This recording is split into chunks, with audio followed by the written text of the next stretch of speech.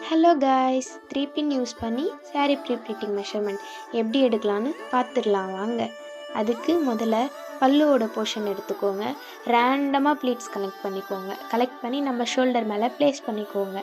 அப்படியே ஷோல்டர்லேருந்து கொஞ்சம் கொஞ்சமாக கீழே டவுன் பண்ணிகிட்டே வாங்க. உங்களுக்கு பல்லு ப்ளீட்ஸ் எந்த அளவுக்கு வேணுமோ அந்த அளவுக்கு பார்த்துட்டு நம்ம ஷோல்டர் பின் பண்ணுவோம் இல்லையா, அந்த இடத்துல ஃபஸ்ட் பின் செக்யூர் பண்ணிக்கோங்க. நம்ம செஸ்ட் ப்ளீட்ஸ் ரொட்டேட் பண்ணி கொண்டு வருவோம் இல்லையா, அந்த மாதிரி கொண்டு வந்து கரெக்டாக நம்மளோட பெல்லி பட்டன் கிட்ட வச்சு அங்கிருந்து ஒரு ஜான் அளவு, அதாவது நம்மளோட தொடையோட ஸ்டார்டிங் பகுதி இருக்குது இல்லைங்களா, அங்கே செகண்ட் பின் ப்ளேஸ் பண்ணிக்கலாம்.